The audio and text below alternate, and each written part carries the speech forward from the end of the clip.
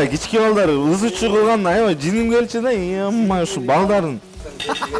Тураш керек экен негизи, бирок атлеттики кээ бирде чоң болуп эле. Бүтүн бойдон деген. Жасап эле жүрөсүң да, алдап атасың. Аялдарыбызды угуп, төгүлүп тургандай болобу деген. Төгүлүп чачылып турсун. Жок, Зарина арыктаткысы эле келет. Менде аябай дамдуу тамак жесем, мен кулактарым тим эле эметип кетет да, мынтип. Могу эмне кошуп атганын билип атасыңбы? Сен сурабай эле кошуп атасың го сен. Эгер сразу кечирбесең, ал мына кайра мен кечирип. Мен сага окшоп подкаблучник эмесмин. Саламатсыздарбы урматтуу телекөрүүчүлөр, бүгүн даам берүүсүнүн алып баруучусу мен Тимурлан Тилеков, менин жанымда элибиздин таланттуу уулу, маданияттын мыкты кызматкери Адилет Азимов бүгүн сиздерге өзүнүн бир фирменный тамагын тартуулап, рецепттери боюнча бөлүшөйүн деп келип отурат. Ооба, бул бүгүнкү тамакты бир досубуздун үйүнө барып, дамдап калып, аябай жактырып калгам. Анан ошол жасап аткан моментте өзүм видеого тартып алгам. Анан ошентип эсте калган да. Сен өзүң жасап көргөнсүң буга чейин? Бүгүн чындап айтканда жасап көргөн эмесмин. Бирок буюрса жакшы эле жасап берем деген ой бар. Мен ойлоп атам, тамак буюрса аябай даамдуу болуш керек, урматтуу телекөрүүчүлөр. Анткени Адилет аябай даамдуу тамак жеген кишилердин катарында болсойт. Өзү негизи бирок ошол апамдын плову аябай жарат да. Именно могу эшикте очокко жасалган тамактар негизи даамдуу болот дейт го. Ошондой ошого байланыштуу мен пловду жасап атып ошол именно кандай бүт эмелердин фишкаларын үйрөнүп, пловду аябай жакшы негизи демдеп басып калгам. Негизи Адилет экөөбүз бала кезден баштап чоң ойдук доспуз. Анан Адилеттин көп деле тамак жасаганын көргөн эмесмин, бирок бир жолу жасап бергенсиң, үйүңө барганда баягы таш куурдак жасап бергенсиң. Бирок даамдуу болгон, эти даамдуу болгон. Картошкасы бир аз күйүп кетти да. Ошондой болсо жаман болбойт болуш керек. Андай баштайлы. Мондай уйдун эти болот, жакшы жумшак. Этин алып эле турай беребиз, мындай каалагандай эле. Каалагандай чоң кичинекей айырмасы жок, мындай. Мындай адамга жээликтүү кылып эле мындай турай беребиз.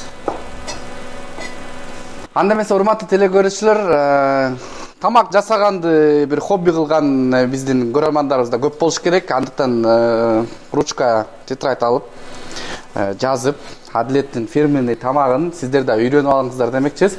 Адилет, бул тамактын аталышын кандай деп атайбыз? Досуң айтты беле же өзүбүз бүгүн? Ал өзү импровизатор да. Анан импровизатор болуп эркектердин кыялы деп, кыялдары, орусча айтканда мужской каприз деген сыяктуу эме да. Буга чейин мужской каприз деген салатты жеп жүрсөңүздөр керек. Урматтуу жигиттер, бүгүндөн баштап мужской каприз деген тамакты дагы мынакей үйрөтөбүз. Ал досуң өзү повар беле же кандай? Повар деле эмес, алып баруучу тоже. Таанысыңар, Манас Алкулов. Ошонун үйүнө барып, ушул тамакты дамдап калгам. Манас экөөңөр эмне жеп арыктап атат десе? Бул мындай диетический керек негизи тамак. Диетический. Мен дагы бүгүн негизи тамактанбай келгем. Сенин фирменный тамагыңды жеп, мен да кичине арыктайын депчи. Диетический тамагын анда эмесе азыр бүткөндөн кийин жеп көрөбүз, кандай болот. Сөзсүз айтам, бөлүшөм. Анда эмесе Адилет тамакты жасай бер. Баштадык. Мынакей сливочный масло менен баштайбыз, монтип. Бычак менен аралаштырыш керек, сөзсүз түрдө. Вилка алып келе калайын. Бүгүн эми баягы банальный суроолор болуп калат го. Ошондой болбой эле экөөбүз күндө үйдөн, көчөдөн сүйлөшкөндө эле сүйлөшүп, жаңылыктардан айтышып отурсаң деле болот экен. Ошондо тамак батып пышат экен да. Эмне жаңылык болуп атат? Эми аябай деле ушундук жаңылык боло элек, ачык айтканда. Эми баягы Кудайга шүгүр, жакшы эле баардыгы сонун болуп атат. Буюрса баягы эмне чыгармачылыкта ошо бир альбомдун кандай 5 ырга альбомду баштадык. Көптөн бери негизи альбом жазгым келип жүргөн. Бул альбом деген серьезный нерсе да, оңой эмес экен. Серьезный нерсе, бул бир айда бүтпөй турган нерсе. Бул жарым жылда, бир жылда бүтө турган нерсе экен да. Мына майды эме болгондон кийин, ысытып алгандан кийин жанагы туруп алган этти салабыз.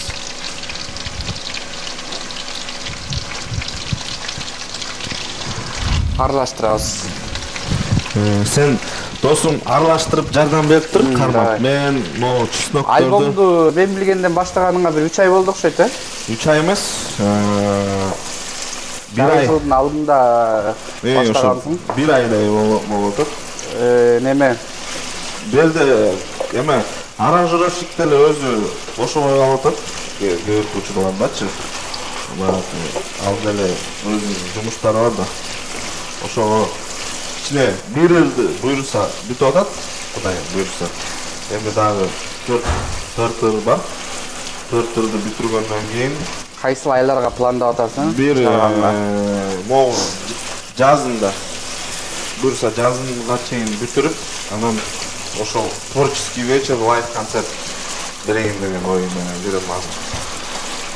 Буйруса, Чеснокту майда кылып эле турай бересиз, мен эми баягы өзүм билгендей эле каалагандай эле урдуруп атам. Негизи жана поварлар шондук турашат го.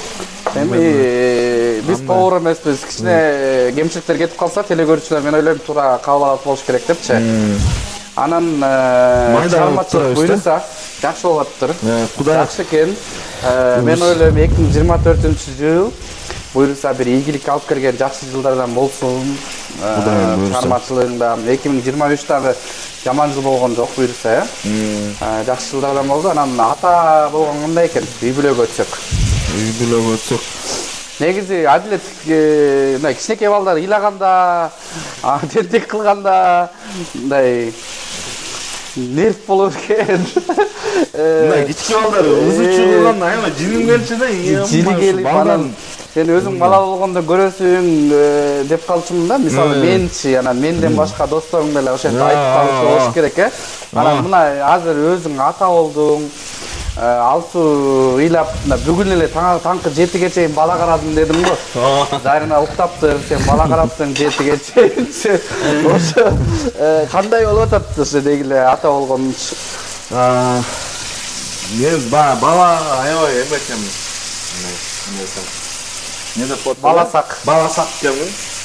Анан мына азыр мону кошуп коелу, этке дам берет, жыты дагы сонун болот. Кичине бир 2-3 мүнөттөн кийин эле дароо чеснокту кошуш керек экен. Мондай майда тураш керек экен. Негизи бирок адилеттики кээ бирлери бүтүн бойдон эле кетип калыптыр.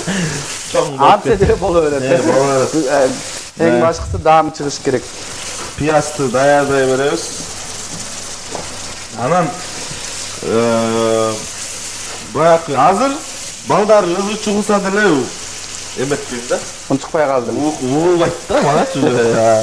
Көнүмүз шадаттык сыяктуу болуп, азыр түшүндүм да эми баягы. Ошо мала болгондо билет экенсиң, мала болгондо түшүнөт экенсиң баардык нерсени. Ага чейин түшүнбөйт экенсиң да.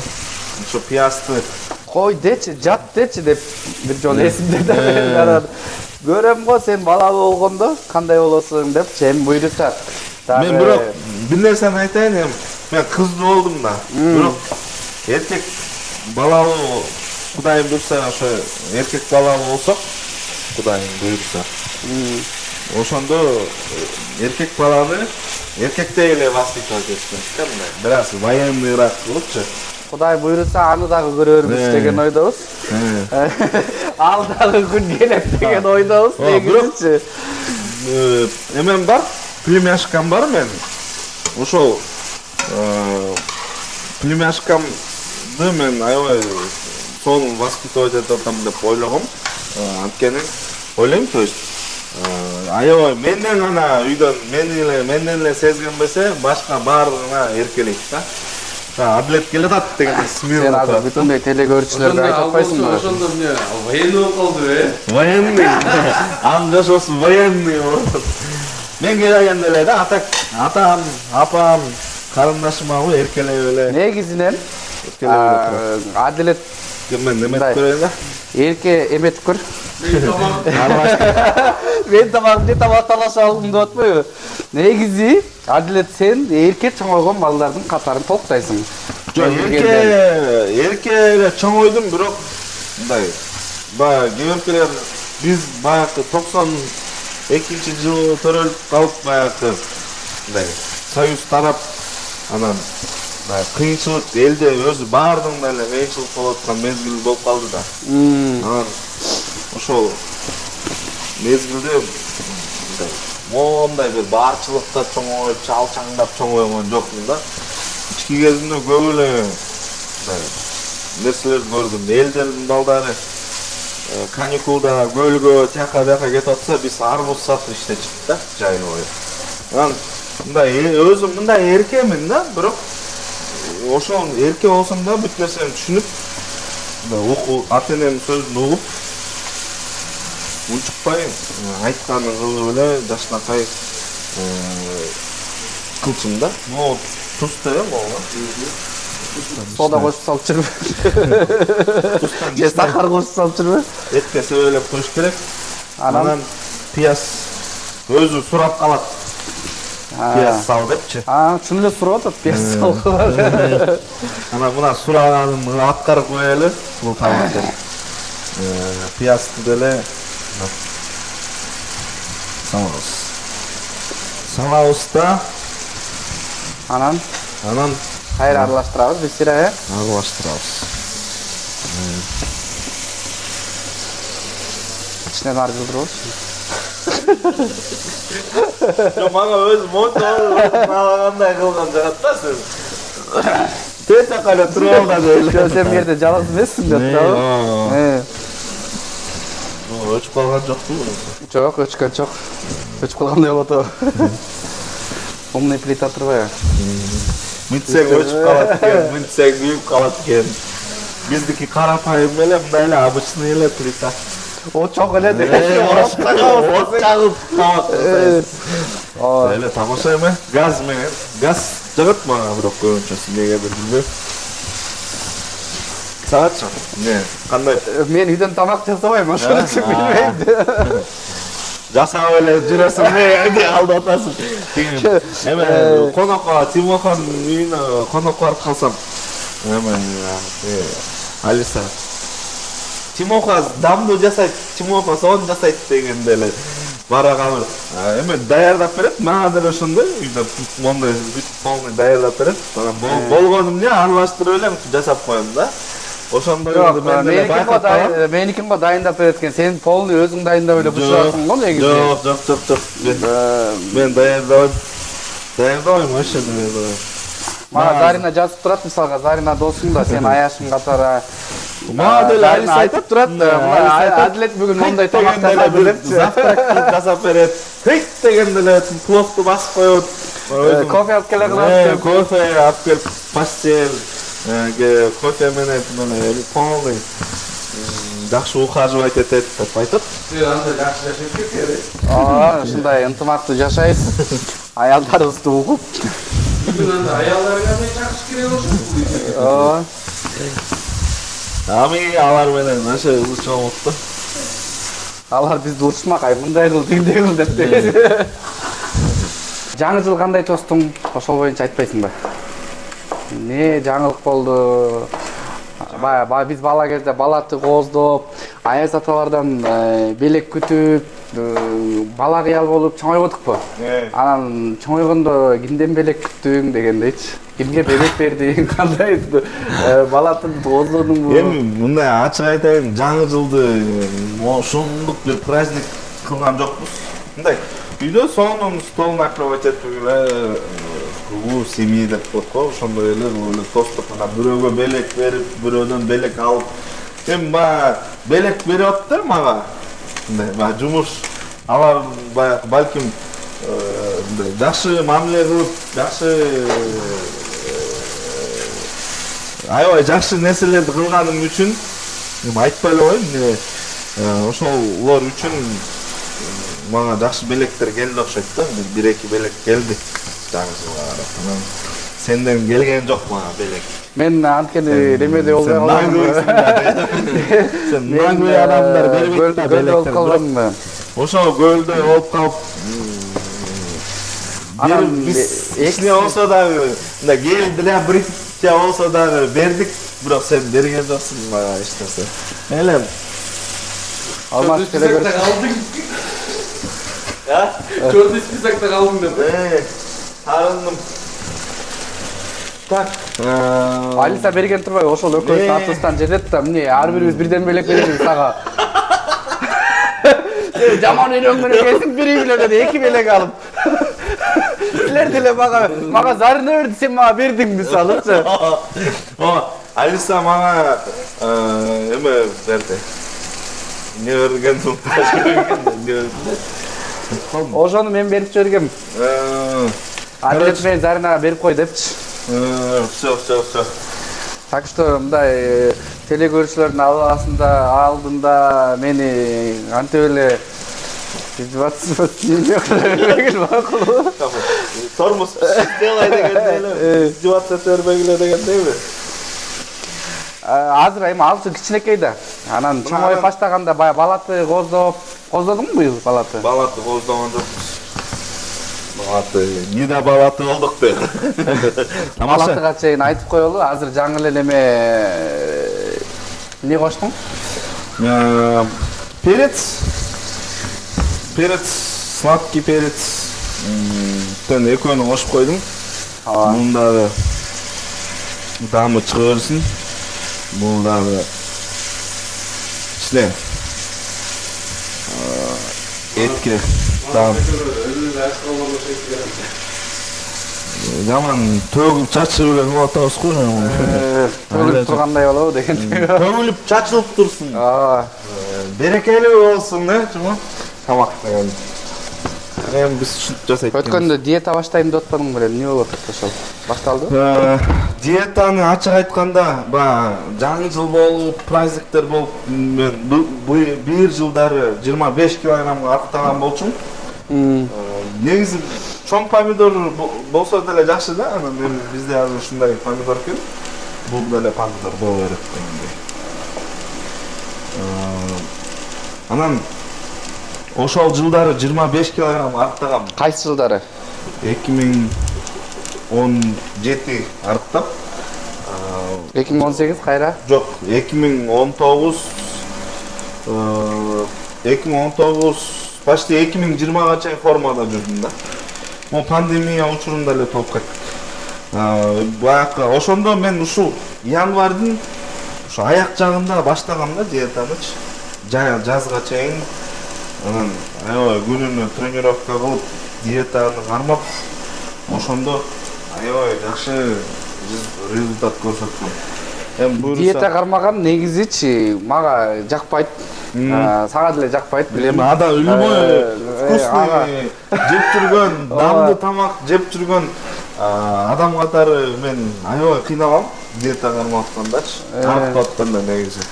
Элдер жанында отургандар түбөлө аябай даамдуу мындай тамактарды жеп атса, камыр тамактарды жеп атса, сен диетический тамак жеп отуруп, бул аябай чоң диета кармаган деле өтө чоң жумуш. Мен анткени сен баягы билип калдым.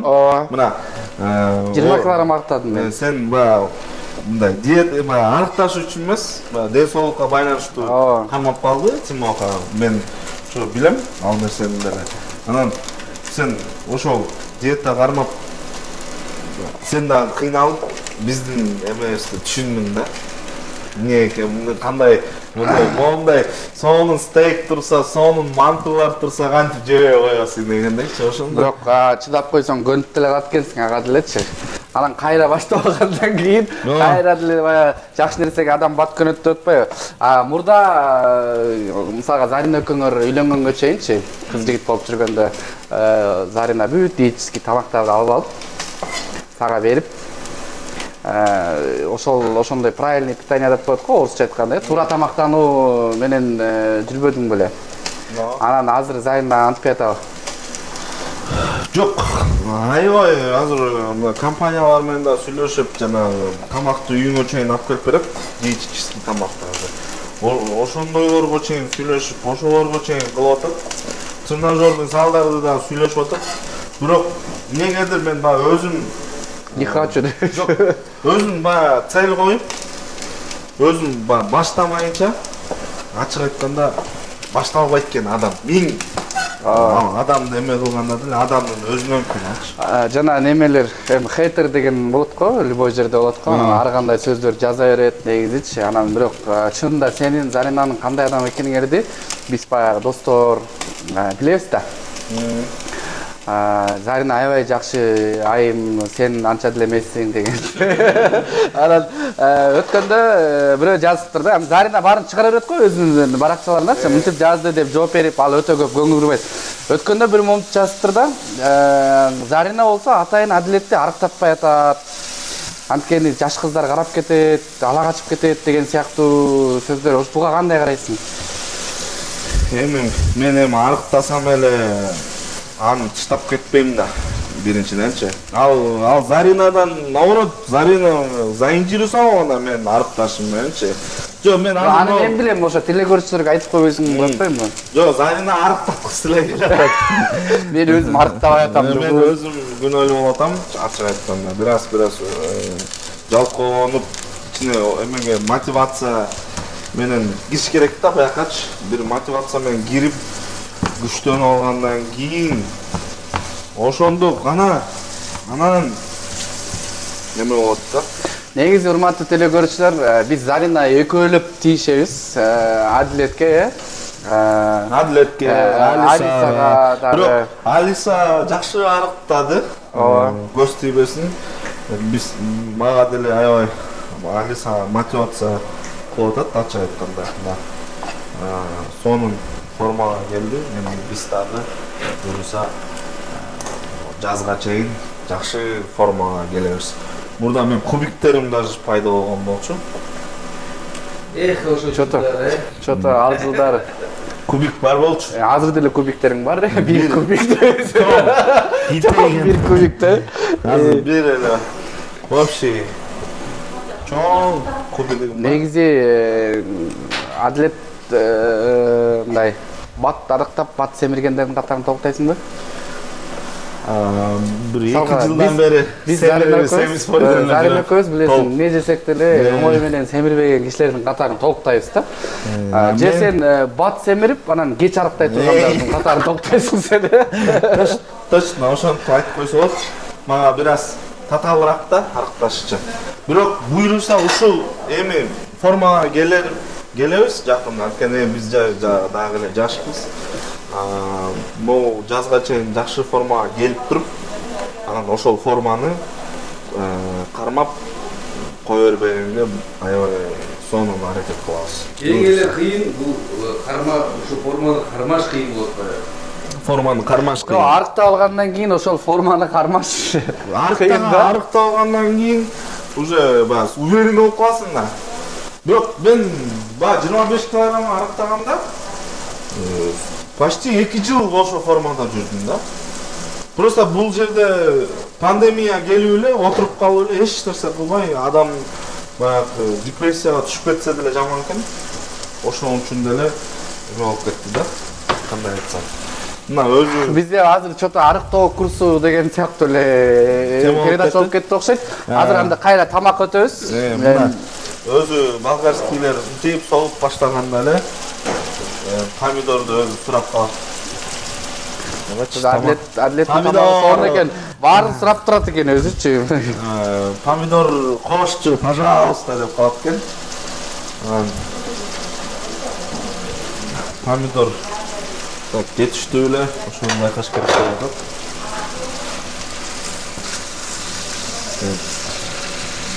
Кашык менен аралаштырып.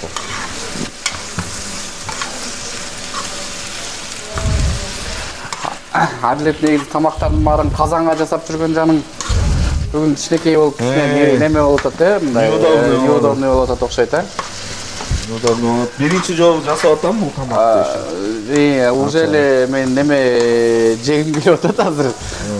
Вкусный болуп атабы? Вкусный болуп тим эле таамдары сезилип атат. Самый фишкалары алдыда еще. Алдыда. Фишкалары. Мен сага билдирбей мен өзүм дагы атайын жатсап атам.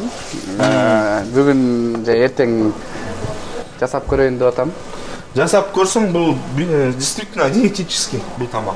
Бул менен жанына ристи сууга бышырып, ошону эме катары жесе болот. Эле? Жанында ристи жеп, буну жебей коюш керек дебейсиң? Гарнир. Жок, жанында ристи жеп туруп, гарнирин жебей коюш керек. Ошо гарнир, ристи как гарнир катары колдонуп жанына буну үстүнө коюп жесе болот да. Аябай вкусный, мындай. Баягы кимде мындай болот. Например, менде аябай даамдуу тамак жесем, кулактарым эле эметип кетет да, деп. Кыймылдап, мындай кычышып кетет да, мындай. Вкусный тамак жесемчи, мындай кислый сыяктуу бир нерселер болсо кулактарыма чейин чувствовать этем да. Андай болобу сенде? Мен билбейм, азыр может сен тамагыңан кийин көрөбүз, каяка чейин чувствовать этет. Всё, анда уже көп жакка чейин чувствовать этип аракет кылабыз. Эмне клип тартайын деген пландар болот беле? Же болбой эле? Клип тартуу пландар, конечно, албетте бар. Быйыл ошол биз үчүн 2023 жыл аягында бир аз иштеп калдык. Эми Корпоративден. Жок, эме клип деген чыр жастыруу баягы жылдын аяк жагында ана чуркап калдык. Эми буюрса 2024 баш отубуз менен киребиз да. Кудай буйруса. Зарин өкөңөр дагы ырларды жаздырып элге тартылып атасыңар. Былтыр тулган баягы сенин тулган күнүңдө салка айланып калды го деп ойлоп атам. Зарин өкөңөрдүн дуэтиңерди презентация кылганчы. Былтыркы тулган күнүңдө биз алып барганда дагы бир ырды презентация кылгансыңар. Ал ыр дагы элдердин жүрөгүнөн баягы орун алды деп айтсам болот. Быйылкы тулган күнүңө дагы бардык конок катары. Былтыр иштетип койгонсуң, быйыл конок кылдың, рахмат. Анан быйыл чисто өзүбүздүкүлөр менен чогулдук. Анан чисто өзүбүздүкү чогулдук дегенде, урматтуу телекөрүүчүлөр, Адилеттин тулган күнүндө 90 киши чогулду. Мен ойлогом чисто өзүбүздүкү дегенде бир 10-15 эле киши. Бардыгы ошентип ойлоп турчу деп айтам. Анан кээбиркилер бар мындай видеолорунда эле кийимин кийип эле бир 10-15 эле бир чайханада отурабыз деген ой менен келиштир да. Анан мен эми гамаш кийип келгендер да болду. Гамаш кийип келгендер да болду. Кечке гамашын рекламировать эткендер болду. Эрте кетип калгандар болду. Айтпай эле, как будто мен муну кармап ошол жака кафеге байлап коет. Итак, киши. Кетсе да билинген жок. Мындай келди, кетти, билгендер жок. Болду эми, анын баарын зачем бул келди вообще тулганын билбейм. Сен чакырдың, келдик да. Анан ал келбей ойсомок деле. Тамаша. Болду деп атам. Дуэт боюнча айтпайсың. Жана Садагам, Бекмурбиевдин Садагам деген чыгармасын ырдап быйыл кытылган күндө презентация кылды. Чынын айтканда тиги Зарина жакшы ырдаптыр. Адилет кандай ырдаган телекөрүүчүлөр өздөрү айтышсын. Ооба, биз аябай быйыл деле ошол ырды баягы угуп калып, Бекмурбиев байкөстүн ырлары негизи аябай сонун. Мага жагат көп эле ырлары, көп ырлары жагат. Анан ошол ырды сурасак, ырдай бергиле. Ыр деген ырдалыш керек деп. Аябай жакшы. Эме Жок кой. Анан ырдалыш керек деп ага чейин 30 жашымда айланайын деген ырды ырдаганбыз. Алда аябай жакшы просмотр болуп кетти. Негизи эле эң көп просмотр болгон ырың кайсы болду сеники? Эң көп клип боюнчабы же ыр боюнча? Ыр клип айырмасы жок, эң көп просмотр болду ушул ырым же ушул клибим деп кайсын? Биринчи эле Аяйжан 3 миллиондой болгон просмотру. Андан кийин эле ата-энем менен ырдап жөн эле чыгарып койсок, аны даже реклама кылган эмеспиз. 1 миллиондон ашты азыр, 1 миллион 200 миң просмотр болду. Андан кийин ошол дуэттерибиз ошо 500 миң, Инстаграмда миллион, 1,5 миллион просмотрларды алып атты. Бул баягы биз көп бир аз телевиденияга да чыкпай калган учур болду, бирок телевиденияга чыкпаган учурда деле биз Инстаграм, Ютуб тардан чыгып аттык дегендей. Ошол аяйжан көп просмотр болду деп атпайсыңбы? Ошол ырды билесиңби? Биздин үйгө келип, могу жакында бир жаздырайын деп атам. Момундай ырда деп туруп ошол припевин ырдап бергенсиң да, кайырмасынчы. Анан ошондо эле мен айткан билесиң, 3 миллион просмотрдан ашат болуш керек депчи. Азыр ошол ырыңды ырдап берип койбойсуң? Жок, припевин эле. Чындап айтканда унутуп эле алдым, мындай. Ай жан, көңүл сен деп сокту, селт этпейсиң сезимге сендей, жүрөк жокку деген ушундай ырда. Мен ушу припевин көп буйрду, чындап айтканда просмотру көп алганы менен унутуп калыптырмын. Көптөн бери ырдабай калдым. Мо эмне кошуп атганын билип атасыңбы? Сен сурабай эле кошуп атасың го сен. Монстрибы. Шеф повардай элечи. Эчте сурабайт. Көп кошпо, острый мага болбойт. Жаңы эле эмнелерди коштуң, мисалга, аябай специяларды коштуң, билген кишидей элечи. Жок, бирок импровизация мен эми адашпайм деп ойлойм. Импровизацияларды азыр буюрса туз коштум, туз коштум. Сен жасап атасың же мен жасап атам? Туз коштуңбу же сахар коштуңбу билбейм, иш чыгыл бирдекелерди кошуп атасың. Коштум мен туза? Азыр чынында аябай бир даамдуу тамактай эле сезилип атат магачы. Сезилип атат? 10 мүнөттөн кийин же азыр даамдап көрүп да сиздер менен бөлүшөм. Не жеп не жеп Адилет Манасөкө арыктап атканын сиздерге айтып, рецепттерин жазып албасаңыздар, аягында дагы айтып берем. Кандай болуптур? Даамы кандай болуптур? Даамы келаттыр. Келаттырбы? Даамы келаттыр бираз. Соклукка жетип калыптырбы же? Ол эми ачы болуп калбасын. Эме сүйүм күчтү да. Калып эле Заринанын көзүнчө азыр мына жерден деп. Сүйүп калыптыр деп айтсын деп. Адилет телекөрүүчүлөргө эми сен ырчысың. Ырчы дегенде дагы аябай мыкты. Ырчы катары мен сени баалайм. Досум катары эле мактап аткан жокмун. Анткени сен бир топ конкурстарга барып, баш байгелерди алып, Кыргызстан желегин желбиретип жүргөн ырчы катары көп телекөрүүчүлөр билет болуш керек. Буну дымдап коюп туруп, бир куплет ырдап ийсек болобу? Мо тузун неметип коюп унутпаймынбы? Келтирип коюп унутпаймынбы? Урматтуу телекөрүүчүлөр, анда эмесе Адилет Азимовдун тамагы бышканга чейин сиздердин курсагыңыздарды экран аркылуу жакшы ыр менен тойгузуп берүүнү туура көрүп атабыз. Адилет Азимов ырдайт. Ушул чыгарма менен жакшы орундарды алганбыз. Ушул Атайбек Бөдөшевдин Кудай берсе аттуу чыгармасы менен көп жерге барып, Кыргызстан желегин желбиретип, жакшы орундарды алып келдик. Ошол чыгармабыз арнап берейин. Оңойбу 30 жаштын Кудай берсе, от жанган 25 тулай берсе, августтун алма жутту түндөрүндөй, ал курак алтын экен сурай келсе, кымбатпы 40 деген жаш Кудай берсе, кыйынбы сулуу бош чырай берсе, жайланын жыпар жеттүү абасындай, жаш курак алтын экен сурай келсе, Кудай берсе.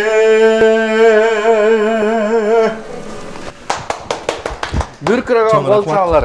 Экран аркылуу да телекөрүүчүлөр кол чабат болуш керек. Мындай талант үчүн кол чаппай коюу болбойт да негизичи. Молодец, жакшы ырдайсың чында. Ну, мага жетпейсиң дечи. Сага жете албайм, ачык айтканда. Жок, ырдаган боюнчачы. Жок, ырдаган боюнча эл бар эле билет, сен мага жете албайт экенин. Жок, мен ошо ырдаган боюнча айтып атам. Бирок сен жаңга эмнеңе жете албайм, мен өзүм билем, айтып деле кетем. Ошону айтчы, мен мага Тимоха дайым кызык болчу да.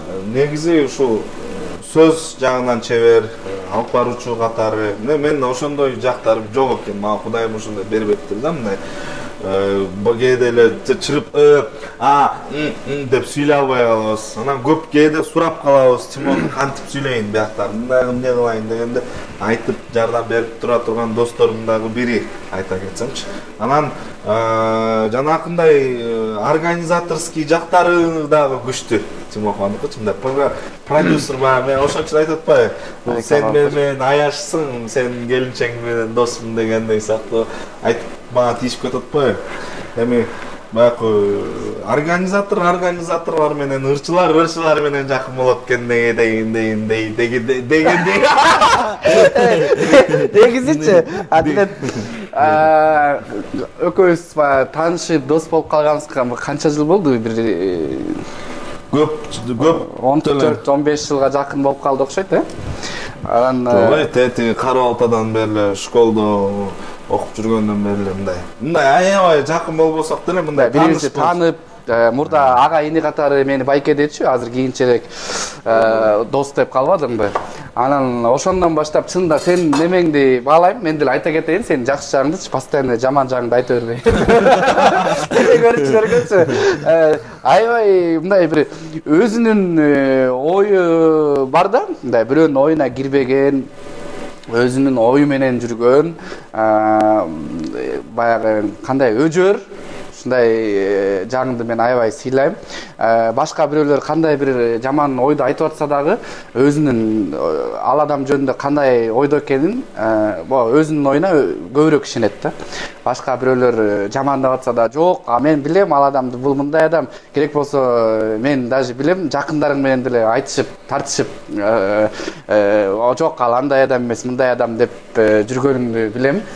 Ошентип жүрүп достошконбуз. Аны дагы билгендер билет болуш керек.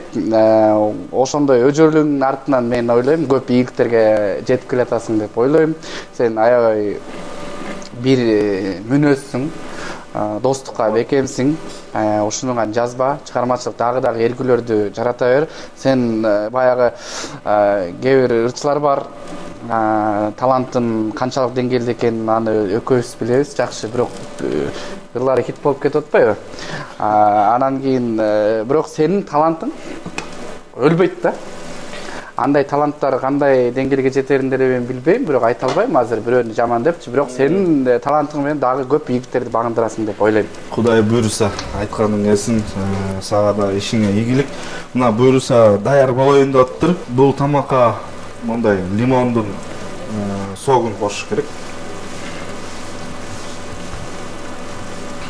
Мынтип эле аябай эле. Колуңду жуугансың, Бул эме да. Кол кир болсо да ошонун кири чыгып бияка кошулса делечи даңгы болот да. Ал өзүнчө специя болуп калат. Өзүнчө специя болуп калат.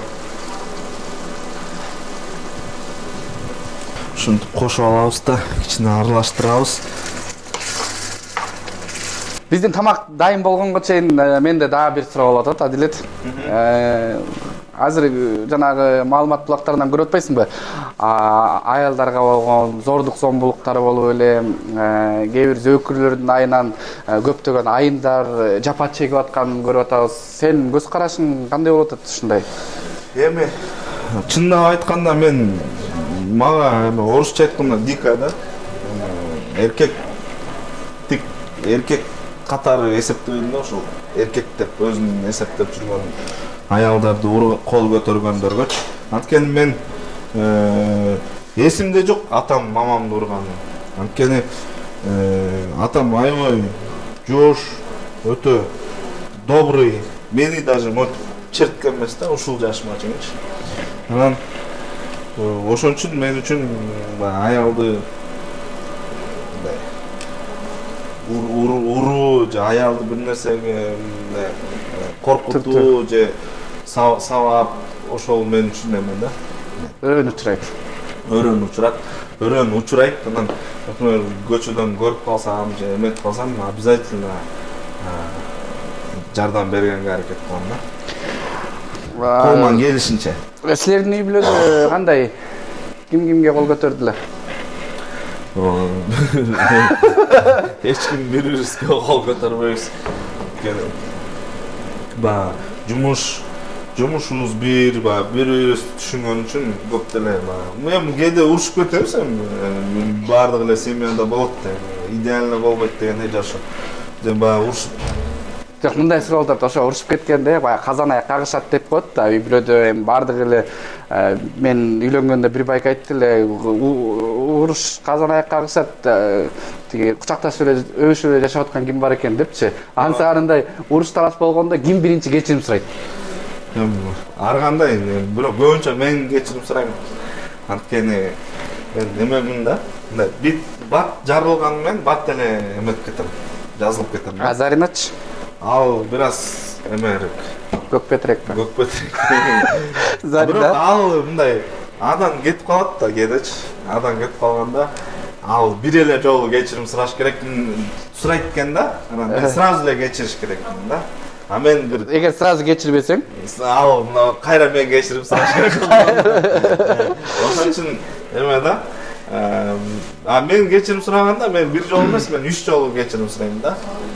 эрте менен обедте кечиндеби анан кечинде эмеси менен сладкий там баклава сахлавалар менен урматтуу көрүүчүлөр Заринанын сторисине баклава торт кирип калганда эле Адилет кечирим сурап атыптыр деп түшүнсөк болот экен ошол баклавалар киргендечи мындай өткөндө черезден кирип атты да анан мен түшүнбөй аттым эле эмне булар бир турецкий компания менен договор түзүп алганбы же кандай десе көрсө ал пахлаванын сыры бул жакта жаткан экен жакшы жана мен ошол эле суроону сага үйүңөрдө ким кечирим биринчи сурайт биринчи Алиса сурайт биринчи Алиса сурайт ишенбейм бушам мен сага окшоп подкаблучник эмесмин үйдө деген мен эркекмин үйдө деген эркек киши мындай сүрдүү болуш керек да аял киши келип тамагын жасап пахлавасын аял киши алып келип мындай эркек киши курсагы менен сүйөт деп атпайбы жок тамаша чынында эле Алиса экөөңөр да характериңерди окшоштур жатасыз го мындай бат жини келет дагы бат жазылат да анан эгер өзүнөн күнөө кетсе кечирим сурайт биринчи жок ошо менен эле ошондой эми если Заринадан күнөө кетсе Зарина сурайт кечирим бирок бир жолу жок мен билгеним боюнча Заринадан күнөө кетсе деле сен кечирим сурайсың постоянно сенин оюңда урматтуу телекөрүүчүлөр көрсөтүүбүздү улантабыз Кудай берсе деген чыгармадан кийин биз деле телекөрүүчүлөр деле Адилет Азимов дагы бир чыгарма ырдап берсе деген суроолор болуп атат мейли анда ошол быйыл 2023 жылы жакшы ырлардын бири болду деп айта кетсем болот Зарлык Камбаралиевдин сөз обонуна таандык Жүзүң апа Кроза аттуу чыгарманы сиздер үчүн таптылайбыз көйкөлүп көчөгө чыктың таранып көзгөдөн улам каранып жүрөктө сага сүйүү жаралып бараткандай жолуңдан каламын күндө кезигип сөздөрүм ичиме калып бекинип сыртыңдан сүйүп жүрөм эзилип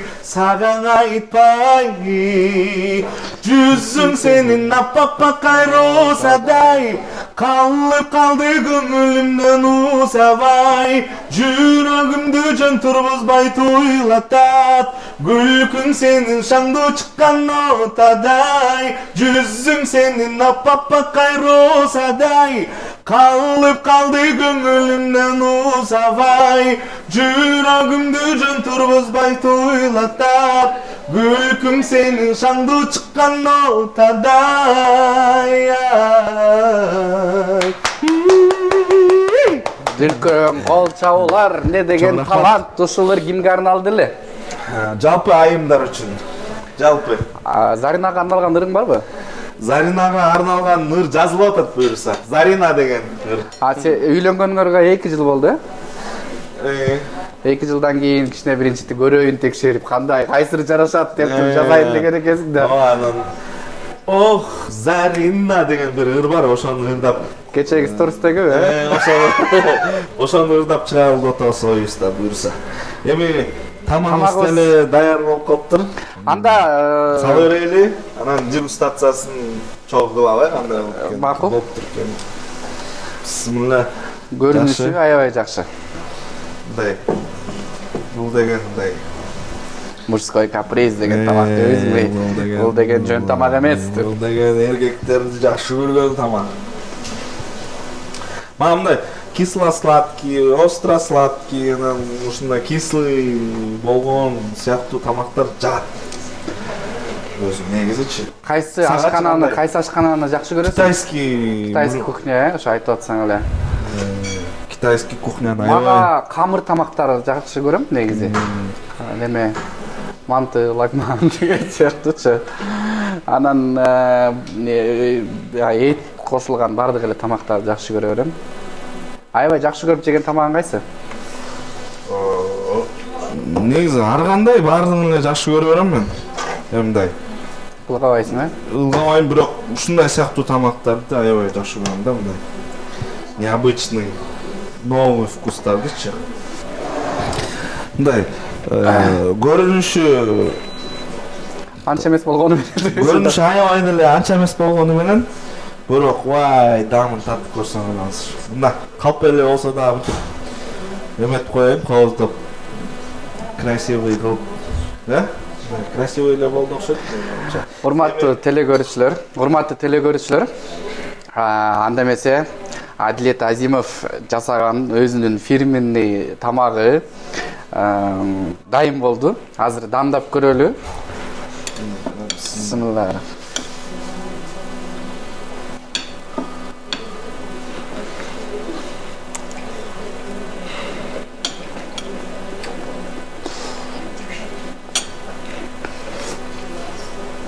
Эмне дейбиз эми?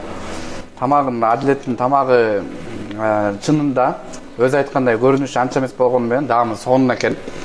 Баарына жагат болуш керек. Бул даам жана соус өзүнчө эле соусам бир башкача болуптур да? Соусу аябай сонун болуптур, анан эти бираз катуураак болуп калыптыр. Баягы от деген жай отто бышыш керек да бул. Негизи Адилет баягы чоң казандарга тамак жасап жүргөн. Газга үйрөнүп аптырмын да мен, газгачы.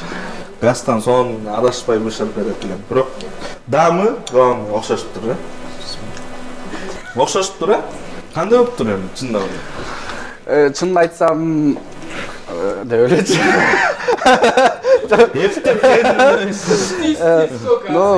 Аябай ачка болгондо жесе болот, урматтуу көрүүчүлөр. Бирок чын айтыш керек, дамдуу экен, мага жакты. Жөн эле баягы Адилет тааныган үчүн мактагандык эмес. Адилет анча жасай албай койгон күндө деле мен аны айтсам деле сиздер туура кабыл алмаксыздар, анткени Адилет повар эмес, ашпозчу эмес. Ушул тамакты баарыңыздар жазып алып, айымдар мырзаларыңыздарга жасап берсеңиздер жагат деген ойдобуз. Тамагыңыздар даамдуу болсун. Адилет, бизге бөлүнгөн убакыт дагы соңуна чыгыптыр. Телекөрүүчүлөргө каалоо тилек айтып койсоң. Жалпы көрүп жаткан көрөрмандарга ысык саламыбызды айтып келебиз. Баарыңыздардын тамагыңыздар таттуу болсун, баарыңыздарга ишиңиздерге ийгилик кылайм. Ушул жыл баарыбыздарга ийгиликтүү, жакшы жылдардын бири болсун. Ар дайым дасторконубузда тамак, нан болуп турсун. Görüşkönчө. Урматтуу телекөрүүчүлөр, баарыңыздарга чоң рахмат айтабыз. Ар бир үйдө жакшылык болуп турсун, жаңы жылыбыз жакшы жылдардан болсун. Адилет экөөбүз болушунча жөнөкөйлүк менен бүгүнкү эфирде сиздерге бир позитив тартуулаганга аракет кылдык. Канча-канча кемчиликтер болсо кечирип коюңуздар. Аты жөнүм Тимурлан Тилеков. Бар болуңуздар.